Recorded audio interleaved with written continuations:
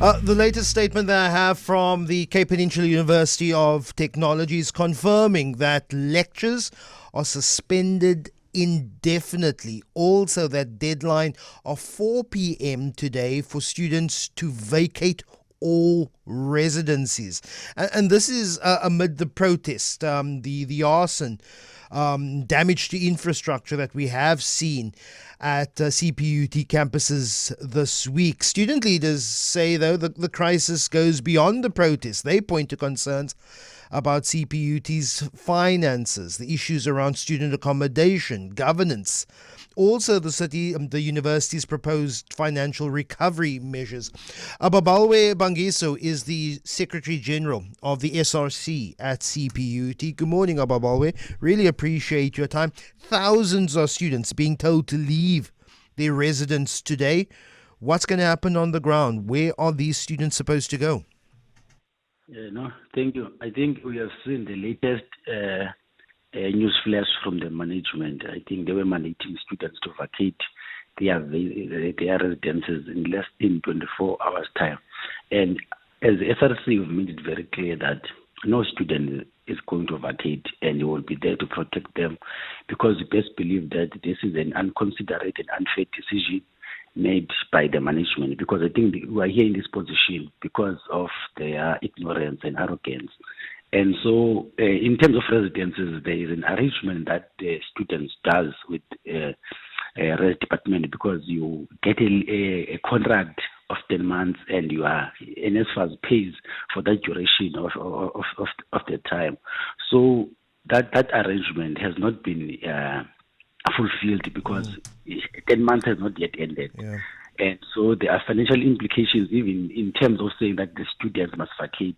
Who's going to pay for their buses home, because you have students going to Eastern Cape, Mpumalanga, and some are going to be homeless. So this is an unconsidered and unfair decision from the management. Do you appreciate what then CPUT management says this is the highest crisis alert level that they have experienced, and that is the reason why they've shut down all campuses, buildings set alight, students being intimidated, a car was torched. There's a report that says that female students have been hiding in rooms and closets while men in muskets are going through their residences, removing them.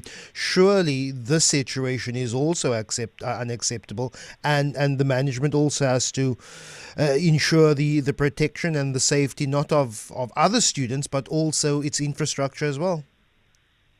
No, correct. I think if you've seen from our previous statement as the SRC, we've made it very clear that we do not condone violence. We do not condone assault, but as we've also said that we think that there is we know that there is a third hand in this thing, because it's not students who are responsible for all these disruptions.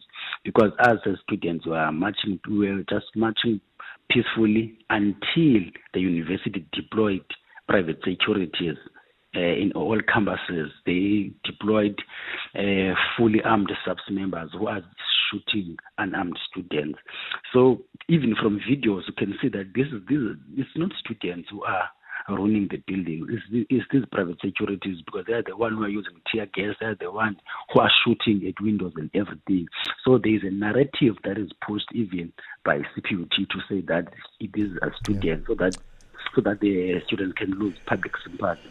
I've gone through your demands as students, and look, it is, we reflect on also a year of a fees must fall protest and promises that were made with regards to tuition. We do understand and accept the concerns about the quality of accommodation, the lack of accommodation, the issues of financial exclusions, students not being able to register to receive their certificates.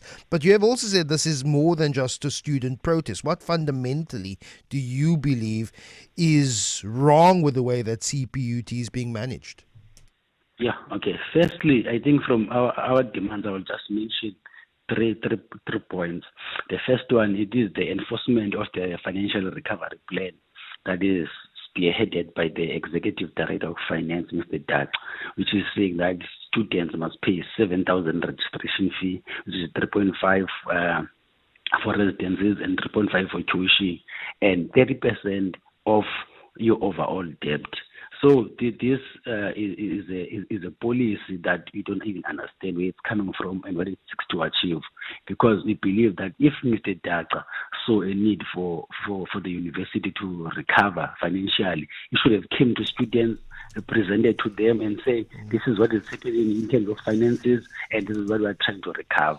So now they are just trying to enforce it, and we know that 90% of students from CPUT, they come from disadvantaged backgrounds. Even NSFAS has identified us to be people that we qualify for NSFAS. We are going to take 7,000. Even our parents, they are securities, they are cleaners, so we don't afford the 7,000. What happens at 4 p.m., Ababalwe, when the university says residents are now closed? If people don't move, we will remove them from buildings. What happens then?